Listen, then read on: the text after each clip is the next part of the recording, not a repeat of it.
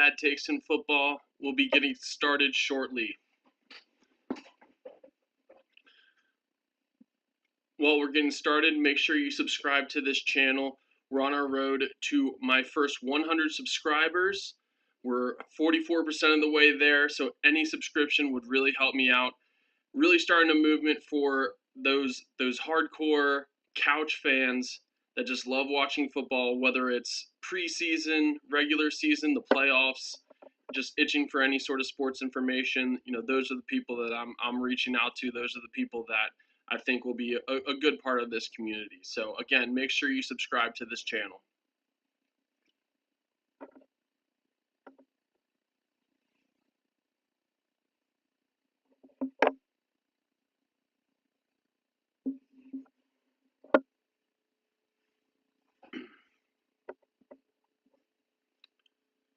All right, let's go ahead and get started with the show today. Excited to finally start talking about the regular season, right? We are in a place right now where preseason games are over. There is a 2-week wait, less than a 2-week wait at this point in time. We're talking about 10 days until that first regular season game kicks off, but we got a couple weeks where we need to wait.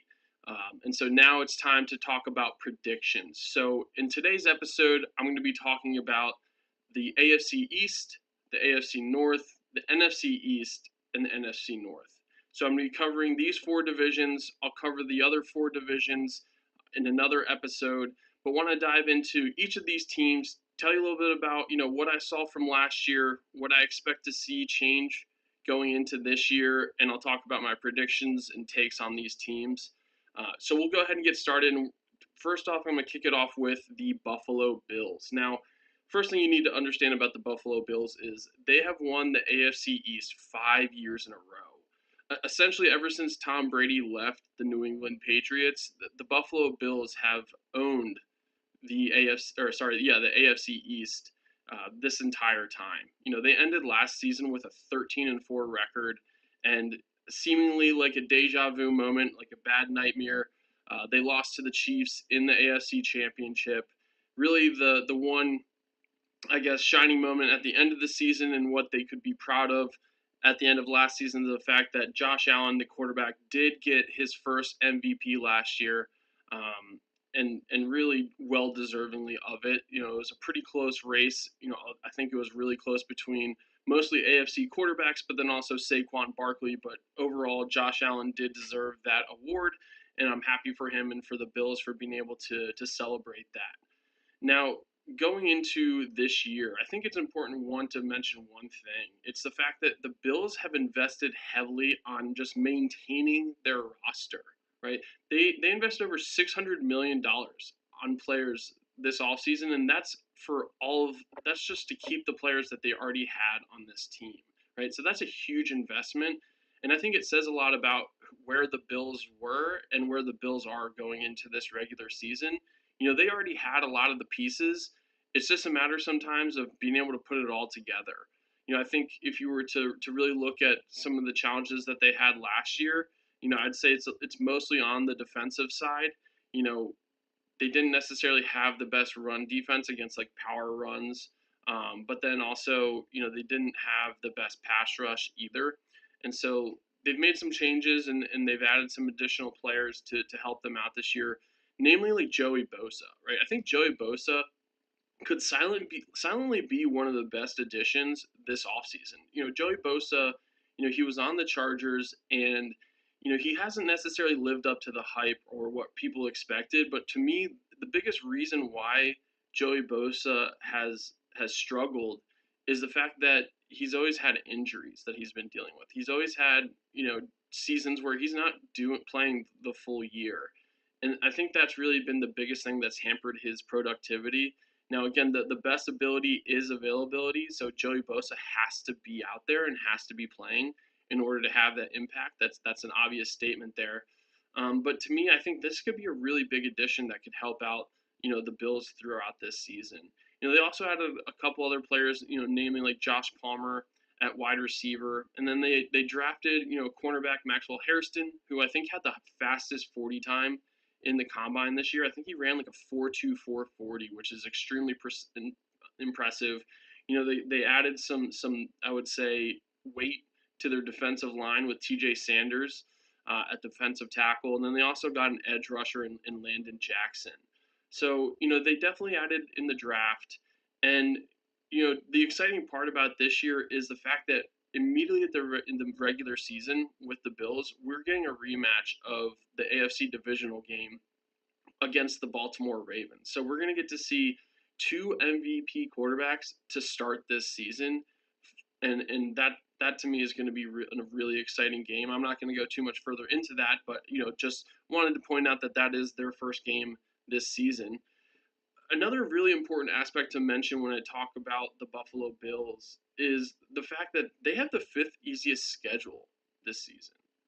Right? That's a huge factor when it comes to overall success of a team and being able to determine if they're going to be able to make the playoffs. Now the Bills, regardless of their strength of schedule, I think would always be a playoff team. They regularly go up against the Chiefs, they regularly go up against the Ravens, right? Those are constant matchups they see. Like they saw both of those teams last year amongst other playoff teams, right? But to me, having the fifth easiest schedule for the regular season is going to have a huge impact on this team. When I'm thinking about what this team could do from a regular season perspective, I'm expecting them to at least repeat that record. I have the Buffalo Bills having a 14-3 record to end this regular season. I could very easily see them having a 14-3 record. Would it shock me if instead they went, 13-4 and just repeated what they did last year? No, but to me, I think 14-3 is very achievable for this team, and I see them being really the main Super Bowl contender coming out of the AFC for that Super Bowl. Right? I really think that this could really be the year for the Buffalo Bills and Josh Allen.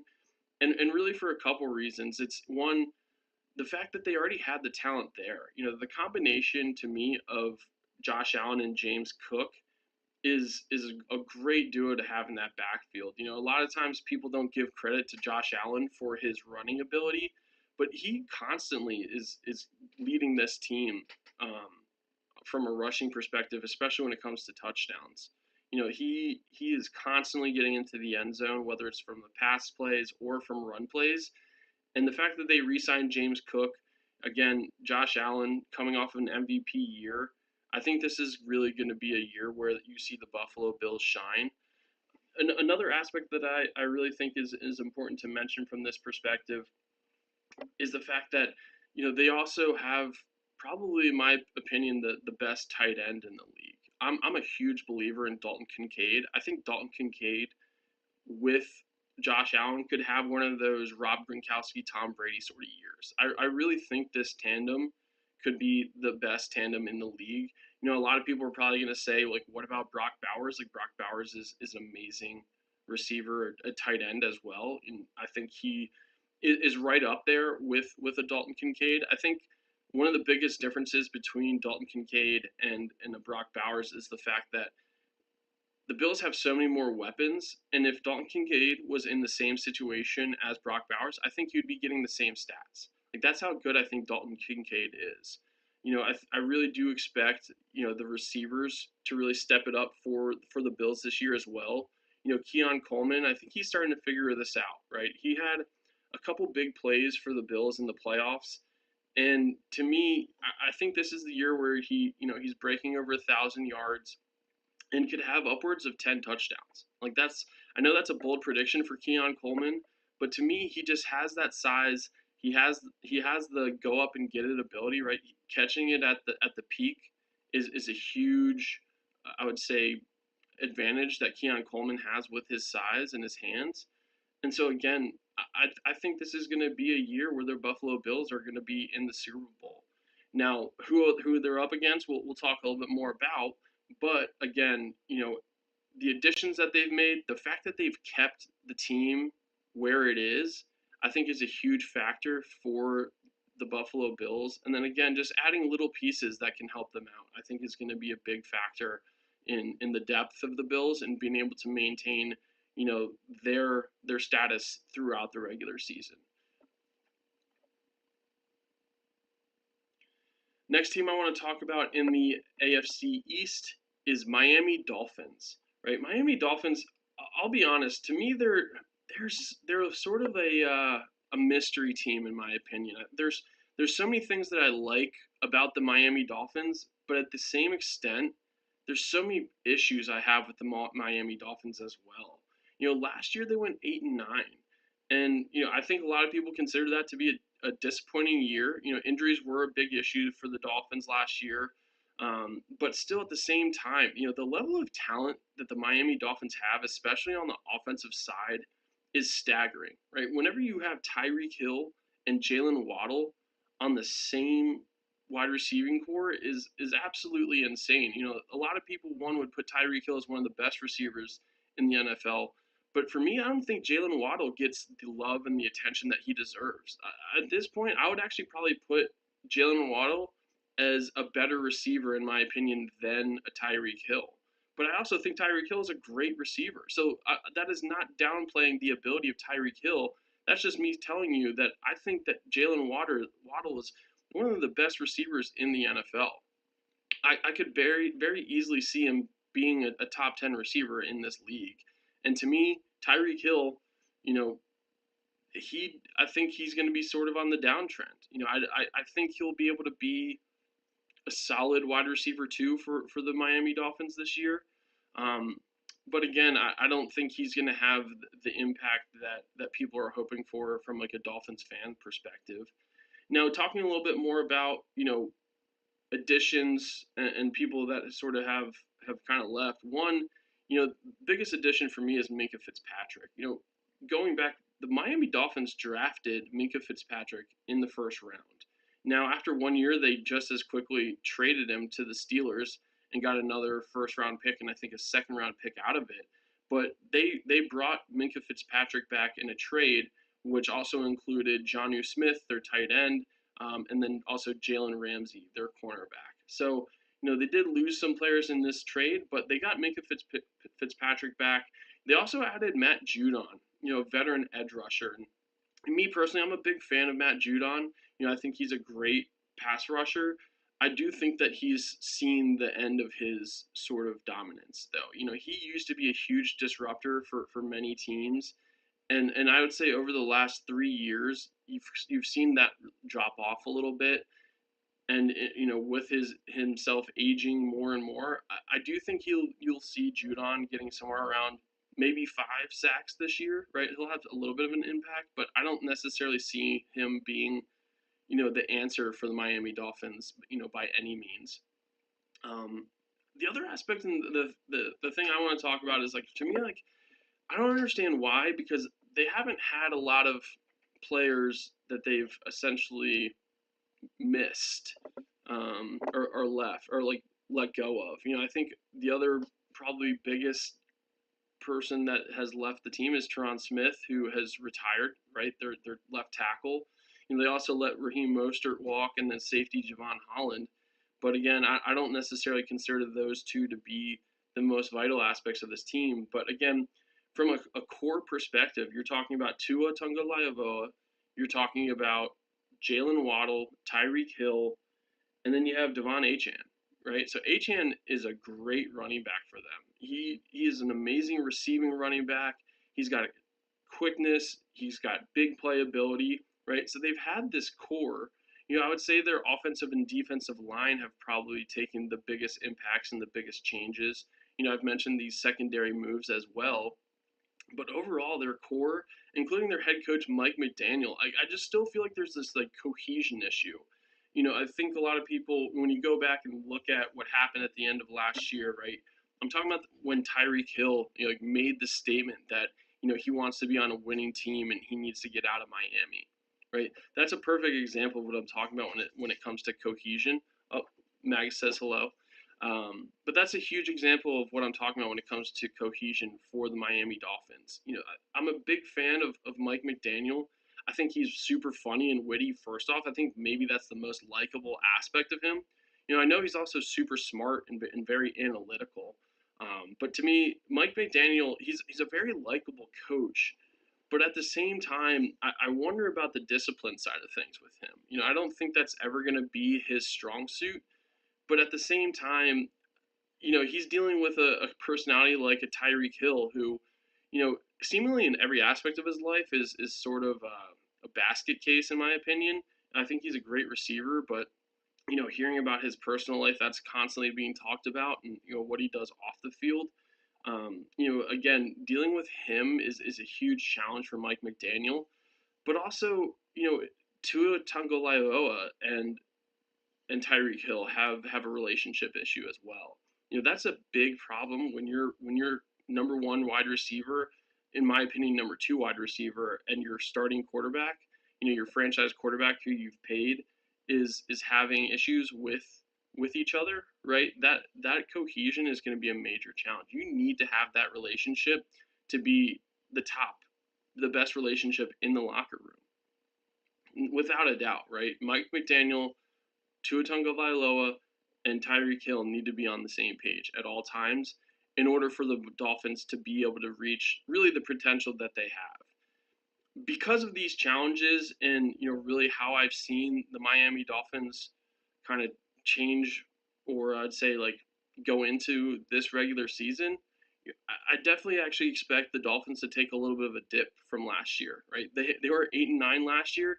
I expect them to actually end up around 7-10. And this is coming from a fact, even with the fact that they have like the 11th easiest schedule. So it's not like top 10 easiest schedules, but to me, again, I just don't see the cohesion with this team. I see a bunch of talent, but I don't see the fact that the Dolphins are ever able to really put it together. They've done it in spurts. They've been dominant in spurts. Like I remember 2 years ago, there was a point in time where Tua was considered to be the MVP favorite, right? He was having an amazing year. Concussions have been his biggest issue, and it's honestly a truly really scary situation because I don't know how many more times Tua can get a concussion before he really needs to seriously consider retirement. I was kind of shocked he didn't last year when he had the same issues.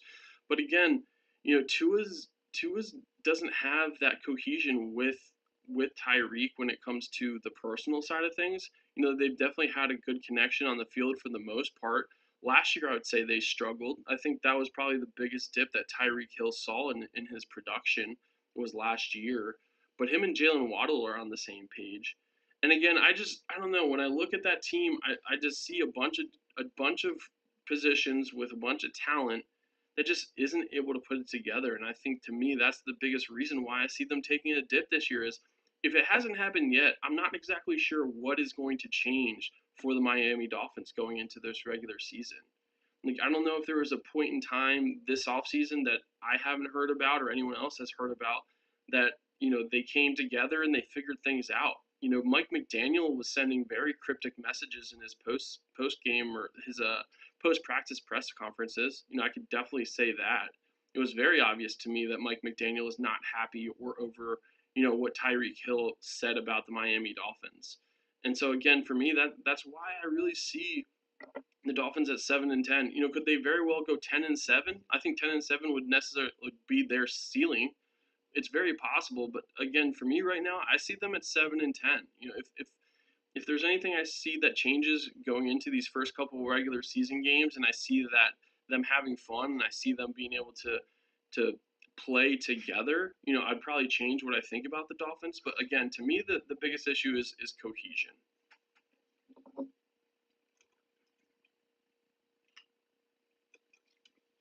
Next team I'm going to talk about in the AFC East is the New England Patriots. And, the New England Patriots to me are a very interesting team. I think last year was a very just weird year. And the reason why I say that is the fact that, one, they went 4-13, which is just very not normal for the New England Patriots. I know maybe it's just me as like an older fan, but you're used to the Tom Brady years where they're always successful. So seeing a 4-13 record next to New England Patriots is just weird to me in general.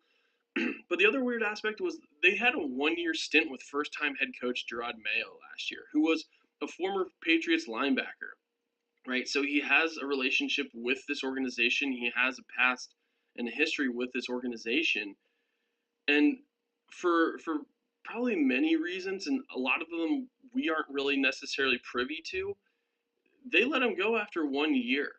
And the weird aspect, and I should have looked back to see, and I think they actually did. I'm not sure for how many years, but they decided to try out another former linebacker as their new head coach, and this head coach this has the highest ability to change from where they were last year. I think they have the ability to improve the most from last year. They added wide receiver Stephon Diggs. They added Harold Landry, who's an edge guy that played with Vrabel in the past. They've added defensive tackle. Milton Williams with a big contract. They got some depth at offensive line as well by drafting Will Campbell, bringing in Morgan Moses. They also got, in my opinion, a home run hitter in Travion Henderson, right? And then also Kyle Williams. They drafted another wide receiver. They brought in some great pieces, in my opinion. And Drake May obviously didn't play the entire season last year, right? He started, I think it was probably right around week 5, 6, or 7. And I would say he struggled at times, and there was also times where he showed flashes of being great. But to me, again, I think the fact that one, they have the third easiest schedule in the NFL. I also expect Drake May to make a huge jump this year. I think Drake May has the ability with a coach like a Mike Vrabel, who isn't necessarily an offensive minded coach, but I think bringing a good defense and a good culture is just as important for a young quarterback. I think he's going to take a lot of pressure off of Drake May to be successful. I think he's going to give Drake May the ability to feel comfortable in his position, not having to always worry about making mistakes, because I do think that this defense for the Patriots is going to be a lot better than people expect. I honestly see the Patriots becoming this, getting second in the AFC East behind the Buffalo Bills. I really think that I would expect the Patriots to be right around 9-8. I do think that they're going to be just outside of the playoff bubble, but I really do think that they have the ability to disrupt some other teams' chances, and I think they're going to surprise a lot of people this year. I think people are hoping that they're going to be a good team, but I do see, again, that combination of Drake May with Travion Henderson behind him, and then he's finally getting, in my opinion, a number one receiver in Stephon Diggs. Now, I hope Stephon Diggs stays healthy. That's a huge aspect of this. Stephon Diggs is coming off of an ACL injury, but he's been practicing this entire preseason. They haven't necessarily been talking about the fact that he's struggling to get up and running, which I think is a huge aspect of this. And again, I really do see the Patriots improving the most this year and going somewhere around 9-8. I could even see 10-7 for this team. But again, unfortunately for the Patriots, I do see them being just outside of this playoff bubble. With and that's going to be a year that they can still build on now. But yeah.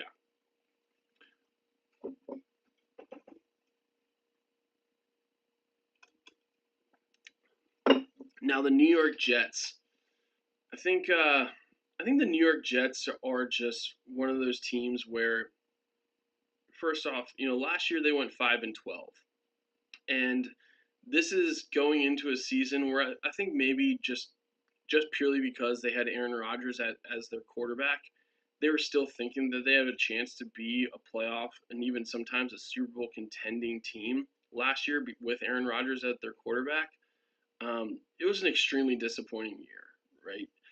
Aaron Rodgers returned from his Achilles injury the year prior, and so there was a lot of hope that he was going to be up and running and ready to go to really start out the season strong with the Jets. And to me, it was just nothing but disappointment after disappointment. Sadly, where I see Aaron Rodgers now in his career is, I would say he's a little bit better than a game managing quarterback. I still think there's going to be flashes we're going to see of Aaron Rodgers this year with the Steelers, where he has some amazing deep ball throws to DK Metcalf. I'm also hearing he's struggling with the deep ball in the preseason. But to me, the best years for Aaron Rodgers are behind him. I don't think he can get anywhere close to that MVP level ability. And I know I'm talking about the Jets in this topic, so I apologize. I'll move off of Aaron Rodgers. But to me, the defense was also sort of disappointing. And they had a lot of injuries last year that messed up, I think, their chances and messed up the organization. They also had a lot of chaos, around their head coach. So they let go of Robert Saleh, in the middle of last year. And going into this year, to talk a little bit about things that they've done differently. The biggest additions they've made is the quarterback Justin Fields, and then bringing in Andre Cisco, a safety. Right. What they've really invested in is their younger players. I'm talking about Sauce Gardner. I'm talking about Garrett Wilson. Right. They invested heavily in those two players, and they have a lot of young talent on this team. They also brought in a new head coach, and I think that's going to be a really interesting aspect of this team this year. Is what can Aaron Glenn do as a head coach? Right, he's coming in as from a defensive coordinator position from the Lions, who saw an extreme amount of success.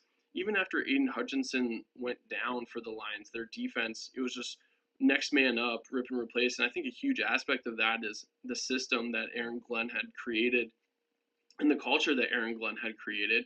Um, I think that's a great decision to bring Aaron Glenn in as their head coach. To me, this year is for the Jets is all about building a culture and building a framework. I think he has the best example to learn from in that sense, in the fact that he got to learn under Mike McDaniel, right? I think that's a huge aspect of the Jets' hope this year. Sorry, I totally messed that up. Aaron Glenn had the best example to learn from when it comes to a coach building culture.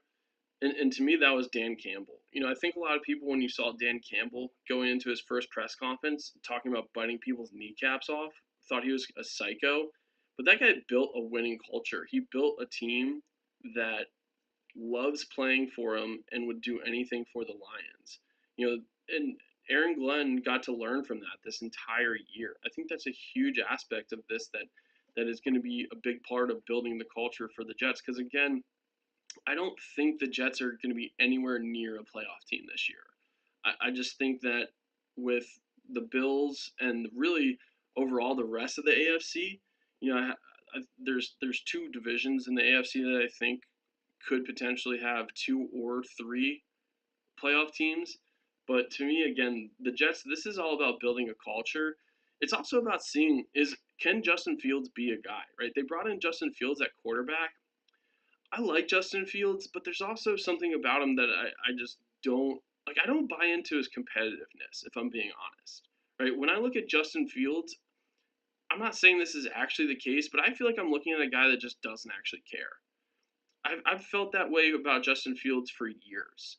You know, I remember when he was originally on the Georgia Bulldogs and really lost his job and couldn't compete against Stetson Bennett at quarterback.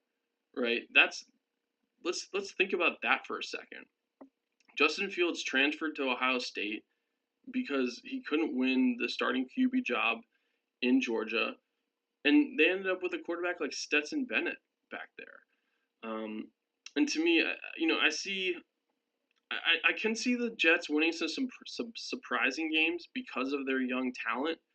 But to me, I don't see the Jets going above 5 wins this year. I see the Jets having a 5-12 season.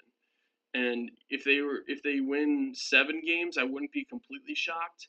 But at the same time, for me, the Jets are going to be last place in the AFC East, and they're going to be 5-3 or 5-12. Sorry about that.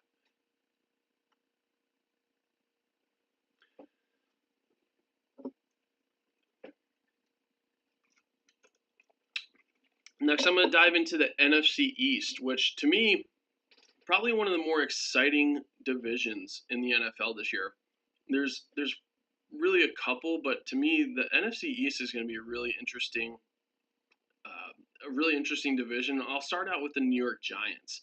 Now, the New York Giants also had a struggling year last year. They went 3-14. They were coming off a year where they had just re-signed Daniel Jones, and he really regressed after that playoff year. Right? Daniel Jones really struggled last year, and to me, I don't think he was the full reason, but that offense just couldn't get the ball rolling whatsoever. Their run game was terrible after letting Saquon Barkley leave. I think that was honestly probably the biggest factor if you were to ask me. I think letting Saquon Barkley walk was probably the biggest issue that the Giants had from an offensive perspective.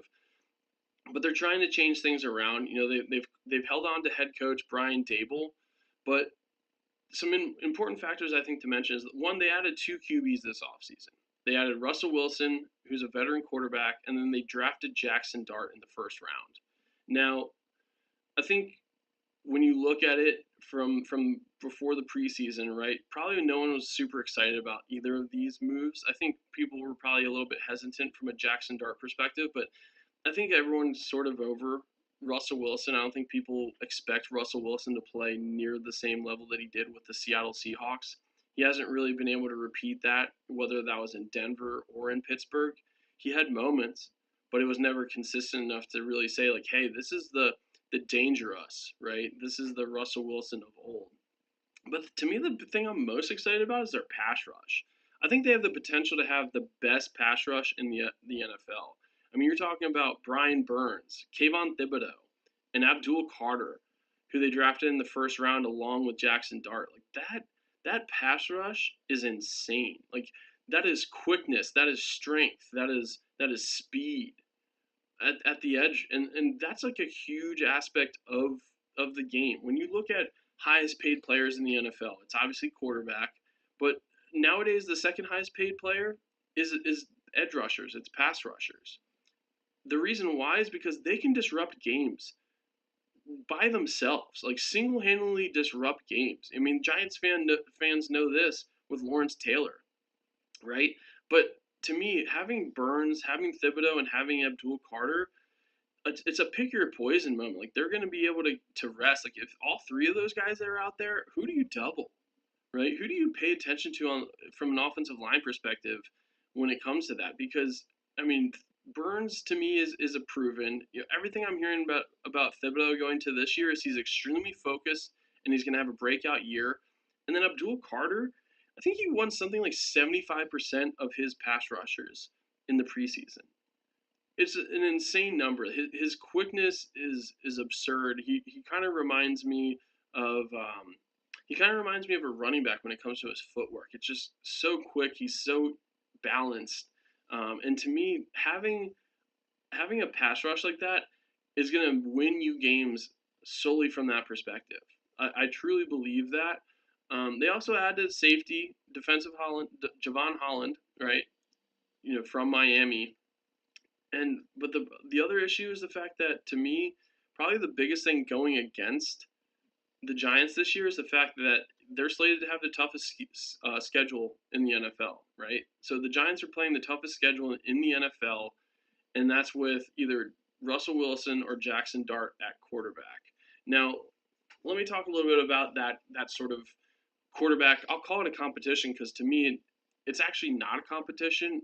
I think Jackson Dart is the guy, but at the same time, I'm also a believer and feel like the best thing you could do for Jackson Dart is give him a couple games just to get acclimated to the NFL, get acclimated to game planning, get acclimated to the languages, getting acclimated to reading defenses, right? I want Jackson Dart to sit in 4 weeks of meetings just hearing Russell Wilson prepare for games and break down tape.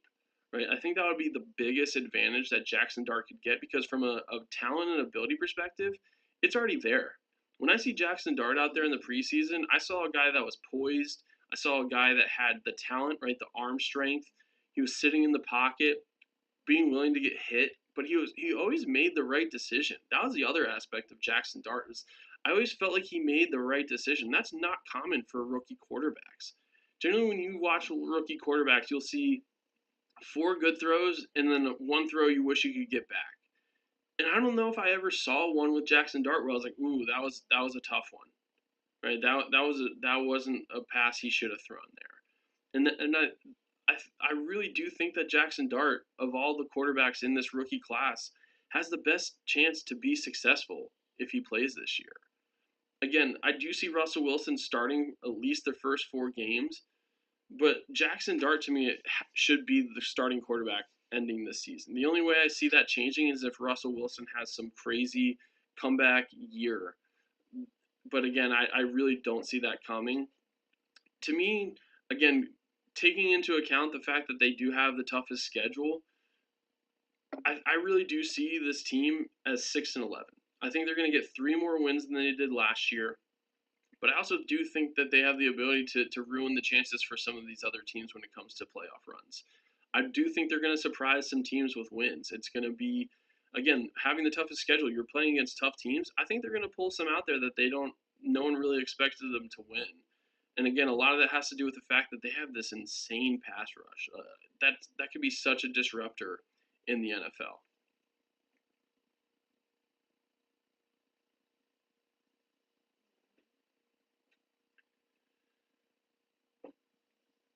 One other important thing to mention before I go into the Dallas Cowboys is the fact that I do see them getting third place in the NFC East. I didn't mention that part. I see I see the New York Giants getting third place in this division under one caveat, and that's if Micah Parsons doesn't play for the Dallas Cowboys. If the Dallas Cowboys, which I'm about to get into, if they don't have Micah Parsons out there, I see them as the worst team in the NFC East going into next year.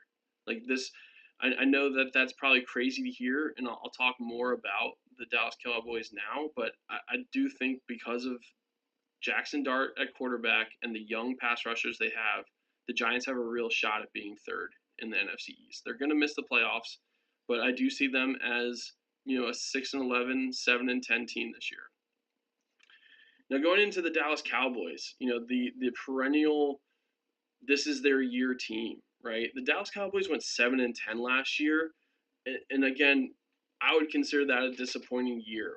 A lot of that has to do with the fact that they just have so much hype around them on a regular basis. And, again, they're going into this year with a lot of hype, but also a lot of drama. I think everyone is aware of the challenges that the Dallas Cowboys are facing going into this regular season. And I would not want to be head coach Brian Schottenheimer right now. Brian Schottenheimer, he's putting on a good face. So did Dak in their press conferences. Both are talking about how they're confident that Micah Parsons will be playing week 1 of the regular season. The media are on the other side of this, right? I think Adam Schefter is probably the loudest when it comes to this, talking about the fact that there is no communication between Micah Parsons, his agent, and Jerry Jones.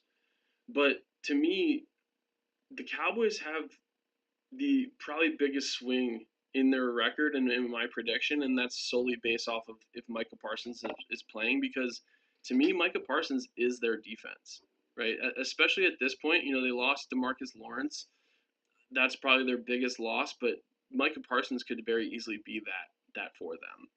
Now, going into a little bit of positives for them, I do really like this George Pickens pickup. I think this is really going to open up the Dallas offense. I'm also not worried about the Dallas offense, but George Pickens out there with CeeDee Lamb, I think has the ability to really be one of those high caliber passing offenses.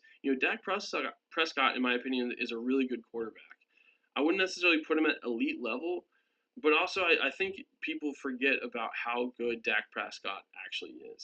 He's a player when healthy, continuously proving himself to be sort of in that MVP conversation. I wouldn't say he has been an MVP caliber quarterback yet, but at the same time, he's right there. He's right on the cusp. And again, a huge aspect of that is the fact that he's had an amazing relationship with CeeDee Lamb, and I only see that improving with the addition of George Pickens. A huge aspect I am concerned about, I wouldn't say huge, but an aspect I am concerned about is their run game.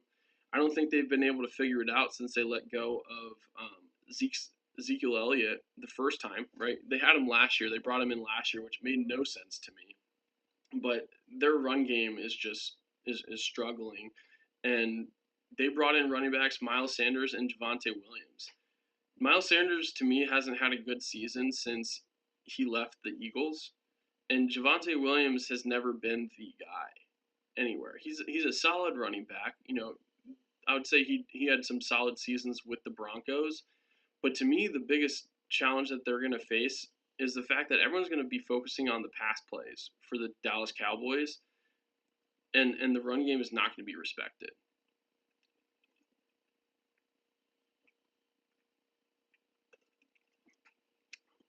Now, looking at the Cowboys, again, they're in a tough division.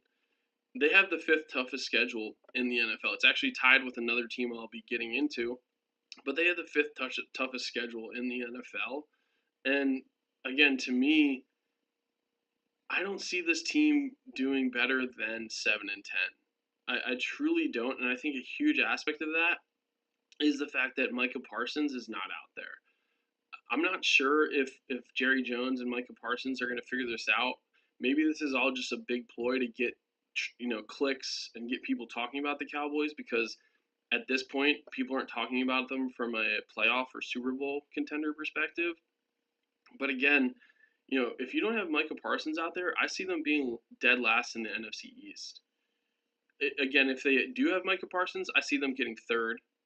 But again, best record I see the Cowboys having is repeating 7-10.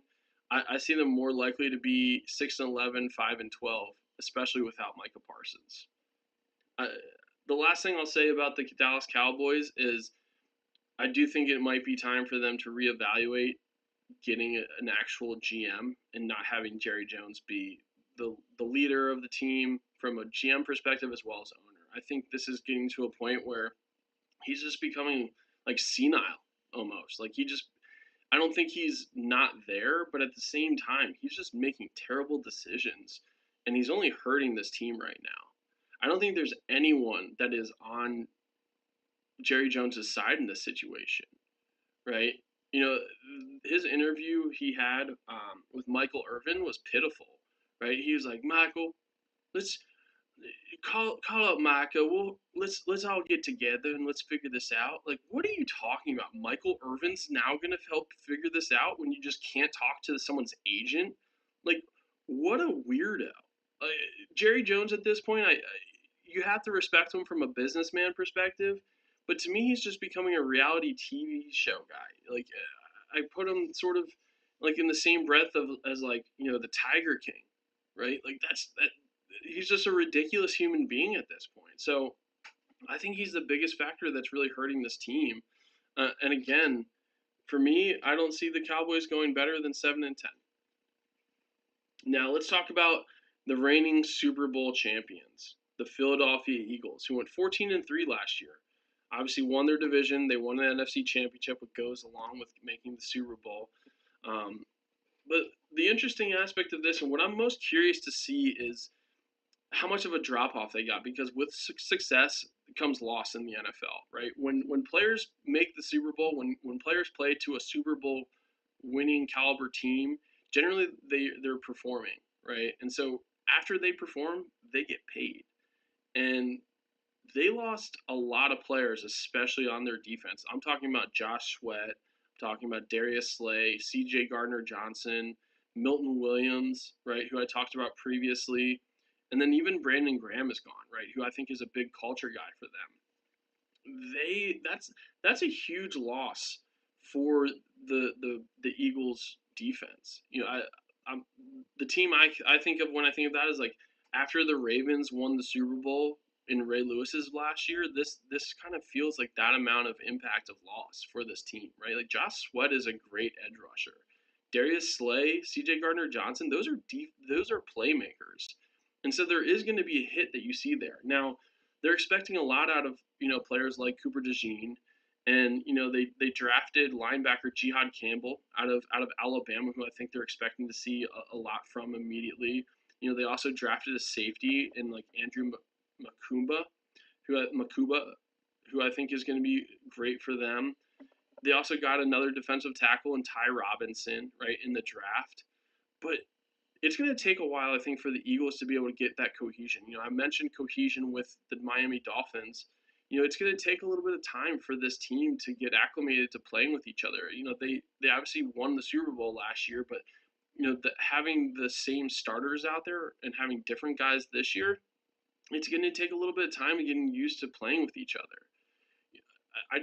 I think they're still going to be the team that comes out of the NFC like East, right? So just keep that in mind. Like I see the Eagles being the top team in the NFC East, but to me, again, cohesion is going to be a huge aspect of this. And I think from an offensive perspective, they probably have the most amount of cohesion they've had. A lot of people forget in the middle of last season they were struggling. A.J. Brown was seemingly unhappy with what was happening with Jalen Hurts in the passing offense. They turned it around, right? Jalen Hurts, MVP of the Super Bowl. He's well deservingly. And then you're talking about Saquon Barkley, who arguably could have won MVP of the entire season. Saquon Barkley was insane last year. And there's nothing that tells me he's not going to have another repeat season. He could have another 2,000-yard season this year. He's young. He's got a great offensive line, right? The Eagles' offensive line is probably the best offensive line in the league. I don't even think there's a team that's remotely close to the Eagles when it comes to talent on the offensive line. And so Saquon Barkley, Jalen Hurts, his running ability, right, and his passing ability, I think that's going to be a huge aspect of the Eagles being able to repeat. They're going to have to rely more on their offense than they are their defense, especially at the beginning of the season this year. And so I think that's going to be a big aspect you need to pay attention to when it comes to the Eagles this year. Now, going into where I see the Eagles landing, pun intended, I think they're going to be able to get close to repeating their 14-3 record. I definitely see them probably closer to 13-4 or maybe 12-5, right? I think 12-5 is probably going to be their lowest. They're probably the lowest they will end up at. But I do see them dropping at least one game this year from last year. And again, purely based off of the amount of talent they lost. I think they have the talent behind them, right? They've done a really good job of drafting, especially the last couple years. But again, it just takes a little bit of time. I think when you're going to look at the Eagles' games, I think their struggles will be early on in the season. And I see them going on a pretty big run to end it, right? I could definitely see the Eagles being a Super Bowl contender. I have one other team really out of the NFC that I think is a true contender. Actually, I'd say three, but from the NFC East, the Eagles are definitely that main contender for me. Getting into this last team in the NFC East, it's obviously the Washington Commanders. Now, the Washington Commanders, first off, I have to say, Jaden Daniels and head coach Quinn, like they really turned this team around quick. I don't think anyone was expecting them to have, the season that they had last year. They went 12-5 and made it to the NFC Championship. They did get blown out by the Eagles, but again, this was with a rookie quarterback and a new head coach in Washington. And looking at this year, they've added some big players, right? They added Deebo Samuel at wide receiver. They added Lamry Tunsil at tackle. Like, those are big additions, right? Javon Kinlaw, right? Dietrich Wise. Their defense even got additions. I see them being a really tough contender for the Eagles going into this season. I really do think the Eagles the Commanders have the ability to contend with this NFC East division, without a doubt. Now, another important aspect to mention is the fact that they did re-sign Terry McLaurin, right, recently. He got a 3-year extension. I'm talking about this purely because when a player gets an extension like that, I tend to believe someone like a Terry McLaurin is going to play even harder. I know people are talking about the fact that he's getting up to be 30 years old, but at the same time, he produces. He had more than half of the passing touchdowns for the Washington Commanders last year. With him returning and the fact that they do have Jaden Daniels and Deebo Samuel also, I think he's going to make this passing offense super potent. Now, one aspect I will say, I don't really understand the Brian Robinson trade. I don't understand why you make that trade right now because, you're essentially banking on a rookie that you got in the 7th round, and then you're also banking on an older Austin Eckler. Austin Eckler hasn't had a good season in really 3 seasons, right? That's really the last time that Austin Eckler produced. Now again, they're expecting Krosky Merritt, their rookie running back out of Arizona, to be probably the main guy, but again, I'm a little worried about their run game. I think that's going to be a challenge. Is they're going to be a little bit more one-dimensional. Now, caveat on that is the fact that Jaden Daniels is a running quarterback, right? He has the speed and the quickness and the vision to run really well. I would put him really second behind Lamar Jackson from a running ability perspective when it comes to quarterback. But at the same time, their biggest, I would say their biggest strength is going to be their passing game. And, I think that might hurt the Commanders a little bit when it comes to playing against those tougher teams. Now, going a little bit into that, they do have, I would say, a tough schedule. I think they're ranked somewhere around like the 5th or 6th toughest schedule. No, sorry, the 8th toughest schedule, right? So the Commanders have the 8th toughest schedule. So they're going to be competing against the Eagles twice a year, right? Jaden Daniels is going to have to deal with that pass rush of the Giants twice a year. And that's not going to be easy. And again, I do expect them to be near where they were last year. For me, I see the Commanders being somewhere around 11-6, right? They could potentially be. I think they could do as well as 12-5, but I really see the Commanders at 11-6, coming just behind the Eagles. And I think they have the ability to repeat and go back to the NFC Championship. I don't think they're quite there when it comes to being a Super Bowl team. I think they're close. They would probably be my third NFC team when it comes to Super Bowl contenders, behind the Eagles, and then another team I'll talk about shortly in the Detroit Lions. But again, to me, the Commanders, I see as a playoff team. I see them getting second in this division, and being right on the coattails of the Philadelphia Eagles.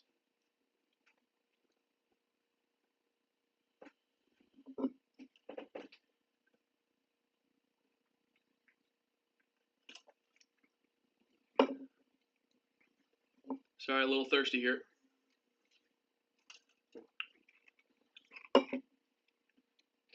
Now, let's dive into the NFC North. I think the NFC North, another division I'm actually really excited about, especially in the NFC.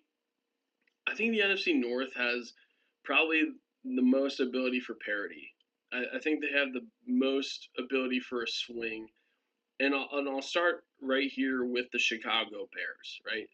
Chicago Bears, they drafted their franchise quarterback, Caleb Williams, first overall last year. They went 5-12 with a head coach, Matt Eberflus, who I'm not really sure why he was there as long as he was, but he was fired in November of last year. Um, Weird aspect to me, something I won't understand. Maybe Bears fans, if there are any Bears fans in here, they want to talk to me about this. I don't understand how you fire a head coach, but then you extend a GM, right? To me, the only thing that makes sense about firing a head coach and extending a GM is you think you have all the right pieces, you just haven't put it together from a coaching and a system perspective. Like, that's the only reason I can really understand firing a head coach and extending a general manager. To me, a lot of times, and I'm lucky as a Ravens fan. We're known for having a great organization and great ownership, but also having an amazing GM. Right, Eric DeCosta is an awesome GM. I'll talk more about him in a second. But to me, again, I just don't understand the firing of Matty Eberflus. I think he deserved to be fired, but I also don't. The main thing I don't understand is extending general manager Ryan Poles. Especially through 2029. To me, that just doesn't make sense. But anyway, moving into this year, they did bring in a new head coach in Ben Johnson, right, who was the offensive coordinator for the Lions. And, he saw a huge rise of success in his career pretty quickly. Again, I'll get more into the Lions later, but, they really built a culture there, and they improved at a really rapid pace, I think they started out their first season with Ben Johnson there, as well as um, as well as Aaron Glenn. They started out the season, I think they lost like 7 or 8, maybe even 9 games in a row before they won their first game, and then they just got really hot. Holy cow, guys! Tom Brady is in chat. That's unbelievable. And oddly enough, you're still a Patriots fan. I did not see that one coming. I figured you were going to go with the Bucks, or maybe the 49ers, being a California kid. But yeah, getting back to the Lions really quickly. Again, they had a really solid, I would say, culture, and a lot of that had to do with Ben Johnson. Like Ben Johnson's system from an offensive perspective was extremely impressive, right? He made Jared Goff look like he made Jared Goff look like an MVP quarterback. There was a game where Jared Goff didn't have a single incompletion, and a lot of times, I put that as I put that in as a part of the system that they have. You see the Patriots in the playoffs. What record do you think the Patriots have? Where do you see the Patriots ending up, Tom Brady? Um, but again, Ben Johnson being able to match up with Caleb Williams, to me, I think the biggest concern I have with that marriage is just Caleb Williams. To me, his biggest strength is the fact that he is just a playmaker, right? Caleb Williams can make nothing out of something. That I think he has an amazing arm. I think he has a good presence in the pocket. I think he holds on to the ball too long, right? He got a lot of sacks last year, but at the same time, I think he has the ability to be a solid franchise quarterback for years to come. But to me, Ben Johnson, the reason why I want to bring this up is the Ben Johnson system is all about timing. It's all about being on the same page with your receivers and with everyone out there, right? And I'm not sure if that's the strength of Caleb Williams yet, right? When I think of Caleb Williams, again, I think of a guy that like is close to getting sacked. He's scrambling and then makes some amazing 60-yard pass down the field for a touchdown. I don't think of a drop back, sit in the pocket, do all of your reads, and like find the open receiver. I think he has the ability to do that, but I don't think that's his strength. And so that's why I really bring all that up. I'm really curious to see what this relationship looks like for them. I am concerned that they let Keenan Allen walk. I think letting Keenan Allen walk was a mistake. I'm happy that he's back in Los Angeles with the Chargers. But again, to me, Keenan Allen, losing him was a big miss by the Bears. I really truly think they should have kept him. Now, they did invest heavily in their offensive line, right? They got Joe Thuney, they got Jonah Jackson, and they got Drew Dahlman, right? That is huge for Caleb Williams. Like I said, he does like to hold on to the ball a little too long, in my opinion. And he took a lot of sacks last year. And so getting that protection is going to be crucial for this offense and for Caleb Williams moving forward because, again, he likes to extend plays. And so having that ability is going to be crucial for him from an offensive line perspective. When you look at this draft, they did focus on weapons again for Caleb Williams. Like I said, they did let Keenan Allen walk, but they did add Colston Loveland, who's a Michigan tight end. I'm very curious to see how Colston felt about getting drafted by the Bears. They also got Luther Burden, who's a wide receiver out of Missouri, and I really like Luther Burden. I think Luther Burden is a solid receiver. I think he's going to have an impact on this team in that first year. Another name that people aren't necessarily talking too much about, but I've heard amazing things about him is Ozzie Trapelo, right? Ozzie Trapelo is a tackle out of Boston College. He's a huge tackle too. I don't think he's going to be a starter right away, but I do think they found a really good depth player from an offensive line perspective in Ozzie for this year, at the very least. So I'm excited to see what happens there. Now, when it comes to, I would say my prediction for the Bears this year, they do have the second most difficult schedule in the NFL. And again, that I have to play that into this. Now, again, I'm a believer in Ben Johnson, right? So let me make sure I say that. I'm a believer in Ben Johnson, and I do think that Caleb Williams is a good quarterback, right? I think Ben Johnson and Caleb Williams together could be a very successful duo. But unfortunately, I still expect them to be in last place this year, right? I'm not saying this is going to be a continuous thing, but for me, I really do see the Bears struggling. They have to play again in a very tough division, right? The NFC North is really tough, but they also have to play the AFC North this year, right? I have the Bears going 6-11, obviously not making the playoffs, and I do see them in last place in the NFC North, right? But I do see this being a team that could pretty quickly turn it around. But I do not think that this is the year. If I'm the Bears, I'm focusing on my relationship between Ben Johnson and Caleb Williams. I'm trying to get that ironed out so that they can hit the ground running next year. Because again, you're not going to be a playoff team this year. I think they could surprise some people in some games, but to me, I see them being a 6-11 team.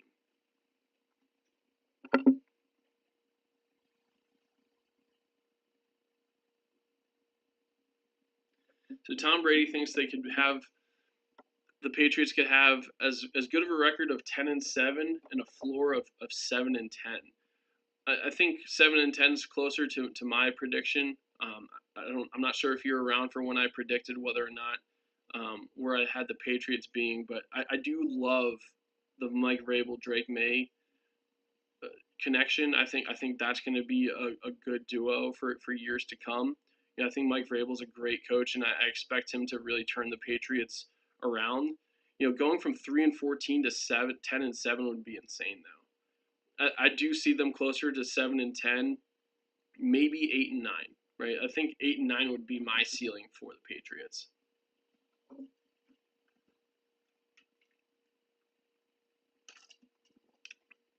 Let's talk about the Minnesota Vikings. Before I go too far into their review this year, they did trade to get back Adam Thielen, and I don't think they gave up a lot for that, but I'm very impressed and happy for the Vikings being able to bring Adam Thielen back. Adam Thielen is a hometown guy out of Minnesota who has done nothing but work hard and impress throughout his entire career. I think he's an extremely vital aspect of the Panthers. When I talk about the Panthers next week, I'll definitely mention the fact that losing Adam Thielen is a huge, not a huge. I'd say it's definitely a loss. That is a pretty big loss for the Panthers, but a big addition for the Vikings. Now, the Vikings they're an interesting team, right? And interesting in the sense that they had a huge change in their quarterback position after going 14-3. Right? You don't really see that often. You don't see a team going 14-3. Getting second in the division, right? They were behind the Detroit Lions, who went 15-2. But the Vikings went 14-3 last year, made the playoffs, and they let Sam Darnold walk. Now, Sam Darnold hadn't really had a good season up until last year, and so they're really only going off of 1 year of success. They'd also just drafted J.J. McCarthy, who going into last season had a lot of promise, right? He struggled. I don't know. He didn't struggle. Sorry. He ended up getting an MCL injury, or sorry, meniscus injury. He had to get surgery, which ended his season after the preseason. But Sam Darnold, he was impressive last year, and I know that they expect a lot out of J.J. McCarthy, but this could be a really interesting year for the Vikings because having a rookie quarterback, especially in a division like that, is not going to be easy. And I know he's a second-year quarterback. I call him a rookie just because he didn't get to play last year. So having a first-year starting quarterback, J.J. McCarthy, back there, I think is going to be a lot more of a challenge for the Vikings than people realize. Now, the one caveat to this is the fact that I'm a huge believer in Kevin O'Connell. I think Kevin O'Connell is one of the best coaches in the NFL. If last year proved one thing, it's the fact that they could be successful with any quarterback back there, right? They've had Kirk Cousins in the past, and Kirk Cousins is a solid quarterback, but they performed with with Sam Darnold back there. Even when Kirk Cousins went down the year prior, they had Josh Dobbs, perform at a high level for them. And a lot of that, I think, has to do with the Vikings' offensive system, right? I think that's a huge reason why they let Sam Darnold walk, is because they know they have a system that works. Now, they have an amazing wide receiving core, right? Add Adam Thielen to that. Once Jordan Addison is back from his 3-game suspension, pick your poison when it comes to who you're passing the ball to. Right, that's gonna be really scary. On top of the fact that they have Aaron Jones as their running back now, right? Aaron Jones had a great year last year for the Vikings, so this offense is gonna be extremely potent. Now, when it comes to their defensive side, right? You know, they did let their safety Cameron Bynum leave. They let Shaq Griffin leave.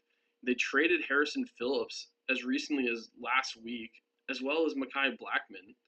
So they're dealing with a much different defense, in my opinion, than they had last year. I think they're going to still be a really good defense. And again, a lot of that comes down to their system.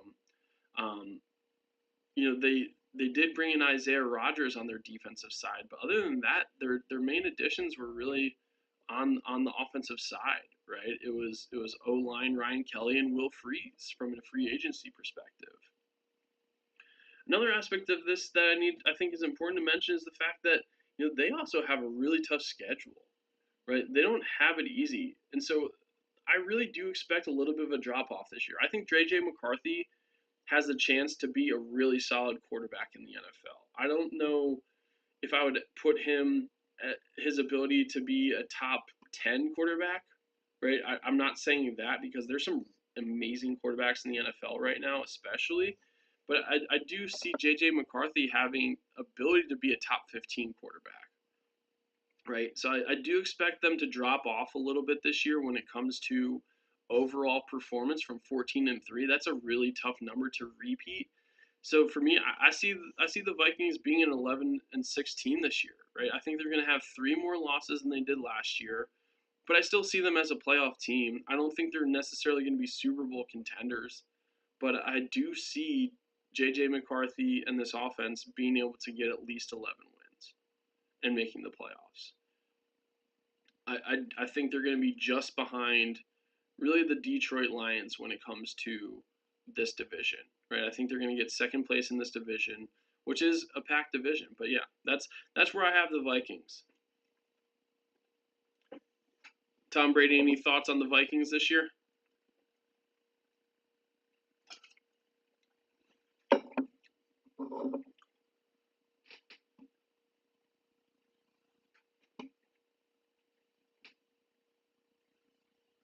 All right, let's talk about the Green Bay Packers. Right? No, actually, no. Never mind. Let's talk about the Detroit Lions.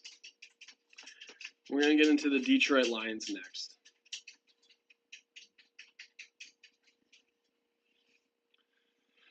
All right, so Detroit Lions. First off, I said this before. I am a huge Dan Campbell fan. I will never not bet on Dan Campbell ever. Like, just his personality, his work ethic, the culture he's been able to build in Detroit is amazing. I'm old enough to remember how bad and for how long and bad the Detroit Lions had been prior to Dan Campbell getting there, right? I think everyone even thought when they let Matt Stafford walk that was, Dan Campbell was set up for failure. They're like, you're bringing in Jared Goff and letting Matt Stafford walk. That's the decision you make. And to me, it's proven to be an amazing decision, right? Matt Stafford's dealing with a nagging back injury. He did win a Super Bowl after that trade, right? I will say that. I'll admit that. And he's been a great quarterback. But if you're talking about right now, if you're talking about at this moment, I would say the Lions are going to win this trade moving forward, right? I don't think they won the trade overall, but I do think they're going to win this trade moving forward. The Lions went 15-2 last year, right? So I just talked about the Vikings going 14-3. The Lions went 15-2 last year, and honestly, they had a really tough loss against the Commanders to miss the NFC Championship. That was truly heartbreaking. Um, but they were a freight train last year. They had so many injuries, including guys like Aiden Hutchinson, who had an insane leg injury. That was a super scary leg injury. But Aiden Hutchinson was leading the NFL in sacks for like 3 or 4 weeks after being injured. That's how good of a year Aiden Hutchinson was having prior to his injury. But again, they they had so many injuries last year, and if they can just stay healthy, they're a Super Bowl caliber team immediately. I'll just say that right off the bat. They brought in some talent as well, especially on defense. I think depth is going to be a big issue for them, or a big focus, because of how many injuries they faced last year. But they brought in DJ Reed at cornerback, Roy Lopez, who's a defensive tackle. They brought in Marcus Davenport, right? And then they also drafted some young talent in Tyleik Williams at defensive tackle. I think that's going to be a huge addition for them. And on the offensive side, they got Tate Ratledge, who's a guard, and then they also drafted Isaac Tesla, who's a wide receiver out of Arkansas, who I think showed a lot of flash, showed a lot of promise in this preseason. He was one of the players I was probably most impressed with. He didn't quite make my top 5, but again, he was right outside that bubble. Like, Isaac Tesla looks like a player for the Detroit Lions. Now, from a departure perspective, they did lose Carlton Davis. They lost Kevin Zeitler, who's an amazing guard. And then they let Zadarius Smith walk. But I think Zadarius is sort of on the end of his career. I'll see him. I think we'd expect to see him, end up on a team based off of like an injury, right, and necessity at the edge side. But I think we've sort of seen the end of Zadarius Smith's career, in my opinion. But really, the biggest losses are going to be their offensive and defensive coordinator, who I've already mentioned, right? They lost Aaron Glenn, and then they lost Ben Johnson at coordinator. And I think that's going to be the biggest hurdle that the Lions have to overcome, is the fact that they've lost both their offensive and defensive coordinator. They also have the second toughest schedule going into this season.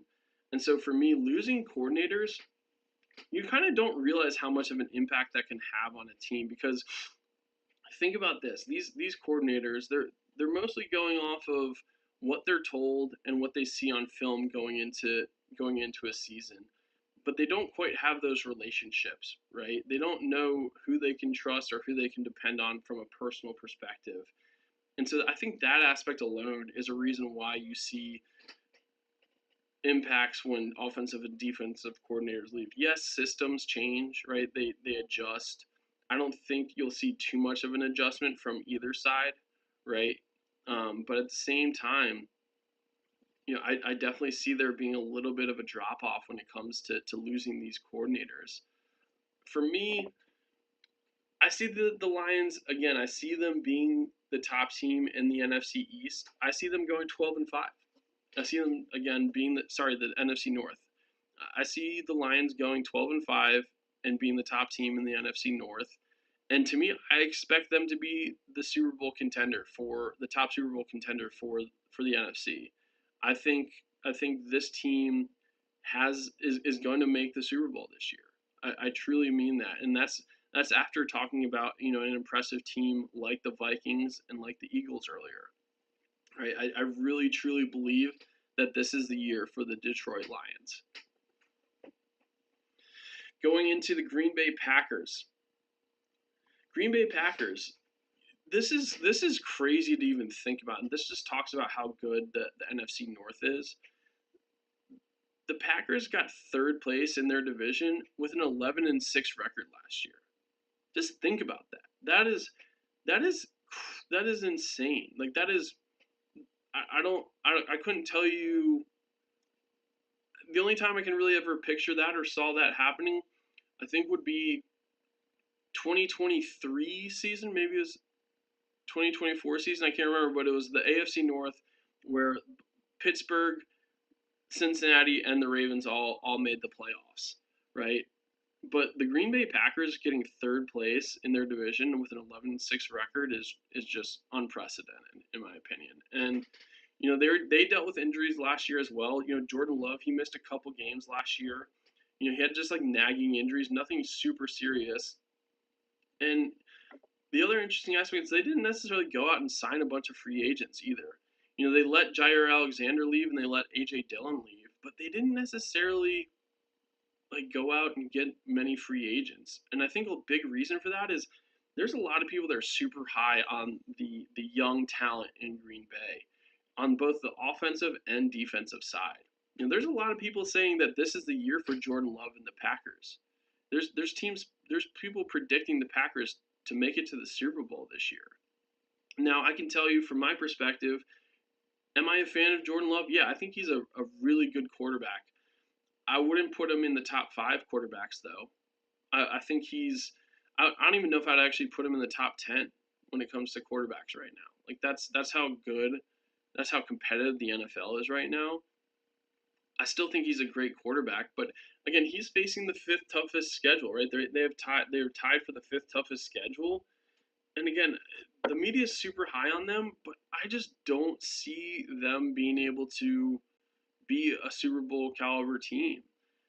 I would have to see Jordan Love as at a near MVP caliber level with this young and talented defense for me to think they can become a Super Bowl team. Right? I would really need to see that in the first several weeks before I put my hand up and say I'm wrong about the Packers, because again, they have such a tough schedule and they're in such a tough division. I think this team will improve, but just due to their division and being and being against the AFC North again in this year, I see them being behind the Vikings. I see them having the same record though. I see them going 11-6, the same as last year. But I see the Vikings somehow winning in a playoffs, in like a tiebreaker sort of perspective. I have them sort of at the same level as the Vikings, but I just see them somehow losing that in a weird tiebreaker, whether it's like head-to-head matchups or something along those lines. Last division we're going to get into is the AFC North, which again I think is, if not first, the second best division in the AFC this year. And I'll first touch on the Pittsburgh Steelers.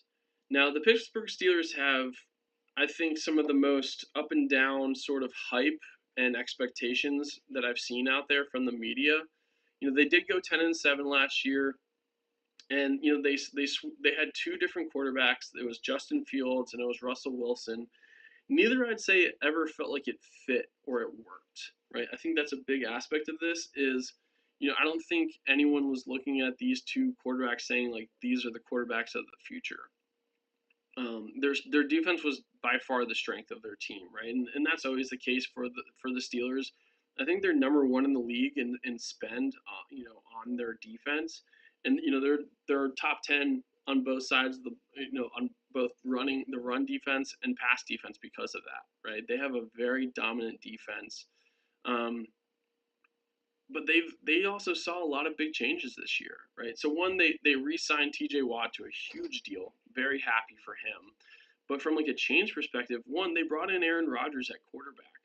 He's 41 years old, right? I talked about him already a little bit in this show, but what can you really expect out of Aaron Rodgers? I think that's going to be my biggest issue is I am no longer a believer in Aaron Rodgers. I think he's going to be a little bit better than manageable, like game manager quarterback. I think he's going to show some flashes, right? I think he's going to throw some passes that are going to be extremely impressive, but I also think he's going to do things where you're like, man, that's not the Aaron Rodgers I'm used to. I think he's going to be a little bit slower. Their offensive line is not good, right? I'm really worried about Aaron Rodgers from a pass rush perspective. That's the biggest issue I see. The other issue I see with them is the fact that they also aren't going to have much of a run game, in my opinion. Right? They let Najee Harris walk. They did add DK Metcalf. They added Jonnu Smith, and then on the defensive side, they let Jalen Ramsey. They added Jalen Ramsey, but they also lost, in my opinion, one of their biggest core, I would say, culture guys in Minkah Fitzpatrick. They also let George Pickens walk. And so I don't know if I see much of an improvement this year for the Steelers. Honestly, I'm actually kind of predicting them to be to take a little bit of a dip. When I think of the Steelers this year, I think they're going to be second at best, but honestly, I see them as the third best team in the AFC North, and I see them having a 9-8 record. I think they're not going to make the playoffs, and this is going to be potentially the last year for Mike Tomlin at head coach.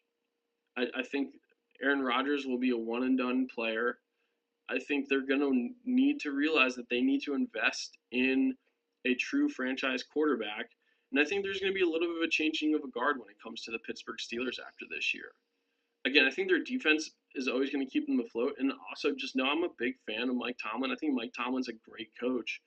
But at a certain point in time, you got to think about it and say, am I getting what I want out of this team and out of this head coach? And they've held on to him for so long. I just think it might be time for a change of blood.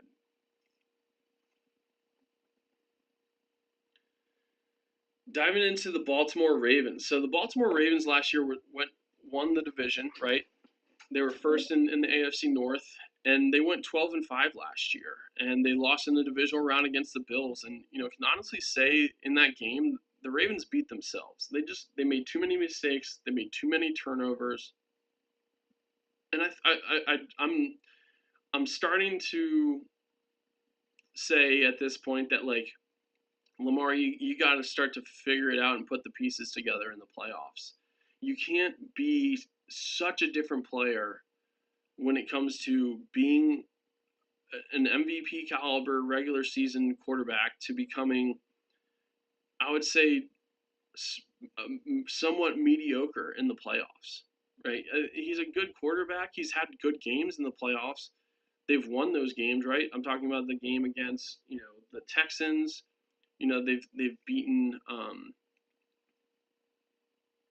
they beat the Texans. They've also, they won a game last year in the playoffs as well against the team's escaping me right now, but against the Bills, against the Chiefs, he's struggled, right? He's struggled in the playoffs, and they added key players like a Jair Alexander from the Packers. They brought in DeAndre Hopkins, who I think is going to be a, hey, go and get this first down for us. I'm talking about like on 3rd and 5, 3rd and 6, right? I think DeAndre Hopkins will be a great receiver for Lamar Jackson as like a safety valve. I don't think he's anywhere near wide receiver 1 or wide receiver 2 at this point, but I see him being a great third receiver for Lamar Jackson. They're also coming off an interesting year where they had, like, I would say, I'll say the word bipolar, right? They had a very bipolar defense last year. They went from being like one of the worst passing defenses in the NFL to, once they made the change at safety, they brought in Ardarius Washington at safety to match up with Kyle Hamilton, who I'll talk a little bit more in a second about. But once they made that change, they were a dominant defense again. But before that, they struggled, to say the least, right? Cincinnati Bengals, like Jamar Chase, made half of his contract probably from the games against the Baltimore Ravens, like with how he performed. Joe Burrow, those were just straight shootouts. Luckily, Lamar Jackson was playing at a high level again, but their defense was terrible until they sort of made that adjustment. That's why I'm also really excited about and curious to see how the safety addition of Malachi Starks does. The Ravens just paid Kyle Hamilton $100 million over 3 years, or sorry, over 4 years, right? So Kyle Hamilton gets a $100 million contract over 4 years, becomes the highest paid safety in the NFL, and it's like the second highest most like guaranteed money for like a defensive player in NFL history. They added Malachi Starks to that safety position as well. So their defensive backs, it's Jair Alexander, it's Marlon Humphrey, it's Nate Wiggins, it's Chibodi Awuzie from Tennessee, and then you have Kyle Hamilton and Malachi Starks. That's an insane secondary. They have the ability to be the best secondary in the NFL this year. They also added edge rusher Mike Green in the draft as well, who a lot of people are considering to be a steal. He had off the field issues. He had two sexual assault allegations against him. None of them went to charges or anything beyond those measures, but there were allegations against him, caused him to transfer, and I think that's the biggest reason he fell out of the first round. Right? I think Mike Green could be a great edge rusher for them. And so, like, on paper, they have like the second best team in the NFL right now on paper. Right? I'd put them just behind, probably on paper, the Philadelphia Eagles. And again, I I know they have a tough regular season schedule, but to me, the Ravens are now being judged on if they make the Super Bowl. That's the tough aspect, and that's the reality that they face when it comes to the media side of things. Like, they're judged on if they make the Super Bowl, and anything less is considered disappointing. I think that's a ridiculous concept, right? I really liked what John Harbaugh said from that perspective. He's like, there's the journey as well, right? But I also think they don't help themselves because people like Lamar Jackson, other players mentioned, like, hey, like, we need to make the Super Bowl this year. We're going to the Super Bowl this year, and so the optimist side of me says this is the year they make the Super Bowl. If there's one team that could contend, I think there is a true contender against them this year. It's the Buffalo Bills. But I see them going 12-5 again in this division. I see them being number one team in this division.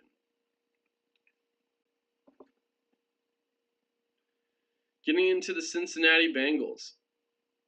The Bengals have had a pretty tough run. They're known for their slow starts.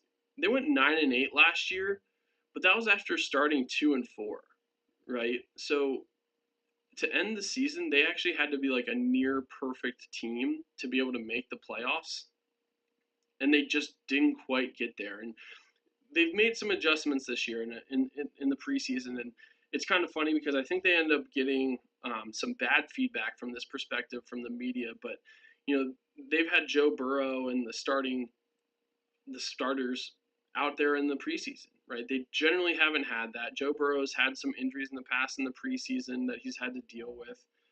Whether it's like an appendix injury or that's not an injury, but he had like an appendix issue. He had a thumb issue, right? But they're really trying to get up and running and get the ball rolling as fast as possible in Cincinnati this year. The biggest challenge, and this is going to be their Achilles heel this year, was their Achilles heel last year. It's their defense. Like, their defense last year, like I said, Jamar Chase and Joe Burrow, I'll obviously add T. Higgins to that. That is the best passing attack in the NFL, bar none. It is the best wide receiving core in the NFL, and Joe Burrow, when playing at his ability, is an MVP caliber quarterback. His biggest issue is the fact that he just can't win the games he needs to win. Right? He made it to the Super Bowl, I believe at this point it was 3 years ago, right? 3 seasons ago, but he hasn't been able to make it back since. And a big aspect of that is the fact that their defense is just so bad. And so for me, it was crucial for them to bring Trey Hendrickson back, right? That was as recent as earlier this week, where Trey Hendrickson signed a 1-year, $30 million deal. Truly don't understand why he only signed for 1 year. I guess he plans on leaving Cincinnati after this year, or maybe they were just rushing to try to get something done before the season started. But they have Trey Hendrickson, but they lost Sam Hubbard as on the other defensive side, and they're now going to replace him with Shamar Stewart out of Texas A&M. That was their first round pick. I just don't see the additions on the defensive side to really be confident in Cincinnati. Like, the team I would probably compare them the most to would be the Minnesota Vikings from when they had like Chris Carter and Randy Moss and Randall Cunningham as their quarterback. Like, that's the type of team I expect them to be. I think they're going to get second in this division because I think their offense is just so talented. But at the same time, I just don't know if I see them being a Super Bowl contender. What I expect is the Cincinnati Bengals will go 10-7, and they will be a wild card team. I think they're going to be the last wild card team in the AFC. But again, it's because of that potent offense. It has nothing to do with the defense. Their defense, again, is just it's really sad to watch, honestly. You feel bad for Joe Burrow. A lot of times the media will talk about this, and I tend to agree with them. The Bengals are somewhat ruining and wasting Joe Burrow's prime. Like he's 28 years old, right? 27, 28 years old. I think he still has room in his prime, but at the same time, I don't expect him to be like a top quarterback when he's like 35, 36, 37 years old. He's had too many injuries, in my opinion, to have that sort of longevity. Maybe he'll prove me wrong, but again, this season I see the Bengals being the last wild card spot in the AFC, and I see them ending with a 10-7 record. The last team I'll talk about today is the Cleveland Browns, right? The Cleveland Browns, they get talked about so much for being such a bad team. I'll be honest when it comes to that. Like they had a 3-14 record last year. Now that was with a struggling Deshaun Watson, who then went down with an Achilles injury, and it turned into sort of like a flavor of the week of who's your starting quarterback. But they scored a whopping like 258 points last year, right? Their defense was great. Myles Garrett is amazing. I think Myles Garrett is sort of like a build-a-player when it comes to like Madden. Like if that's who if you're gonna build an edge rusher, like you would build Myles Garrett. And I'm happy the fact that they signed him to a huge deal, $40 million a year deal. But they didn't do much else to improve this year. They brought in Joe Flacco, who's a 40-year-old quarterback. And then they drafted two mid-round quarterbacks in the draft, in Dylan Gabriel and Shedeur Sanders, right? A third-round and a fifth-round quarterback. The other aspect of this is they let Nick Chubb leave. I hated that move. I'll be honest. Like I think letting Nick Chubb leave was a perfect example of the Browns being the Browns. And I hate to be mean, but like that is a thing. Like they just continuously shoot themselves in the foot year after year. And there's always like a valid excuse, but a lot of times again it's like self-inflicted. Like they're in the position they're in because they paid Deshaun Watson an astronomical amount to essentially not play, and then when he does play, he underperforms at an extreme level, right? And so again, to me, I just I think the best thing the Browns could do this year is just figure out whether or not Dylan Gabriel or Shedeur Sanders are viable options. Right? I think they're going to end up being a top 3 pick in the NFL draft, and very likely will use it on a quarterback.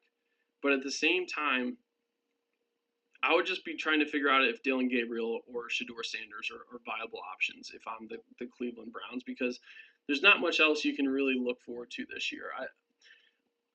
I think getting back to 3-14 would be a goal for the Browns this year, like truly, and that has everything to do with the fact that their offense is just going to be so bad. I think their defense is going to be solid, right? They brought in, Devin Bush at linebacker, Collins at defensive tackle, Jerome Baker another linebacker. But to me, like losing Nick Chubb, letting James Hudson walk from an offensive tackle perspective, and even Delvin Tomlinson, their defensive tackle, I think they didn't do much to improve this year. If anything, they regressed. I think they have a very solid defense, but it's going to be very one-sided, just like last year was. And so, to me, I see them being 3-14, 4-13 at best, and I expect them to have a top 3 pick in this NFL draft. So that's sort of my review of these divisions. I know I went through 4 divisions. Again, for me, I think that out of the AFC North, I expect to see the Ravens being the number 1 team. Out of the AFC East, I expect it to be the Bills. The NFC East, I expect it to be the Philadelphia Eagles. And then out of the NFC North, I expect it to be the Detroit Lions. So those are my 4 out of those divisions. Let me know what you think. I'm excited to talk to you guys again. We're very close to the regular season, so close to regular season football. It's going to be amazing. I'll go through those other divisions on my next live. It'll be next Monday, and then Wednesday I'll have a preview of the first week of the NFL. I'm excited to dive into that. Thank you all for joining me today. Make sure you subscribe to this channel. Again, I'm on my road to my first 100 subscribers. It would really help me out. Make sure you like, comment, tell me what you think about my content, good or bad. I really appreciate you. This is Bad Takes from Bad Takes in Football, signing out.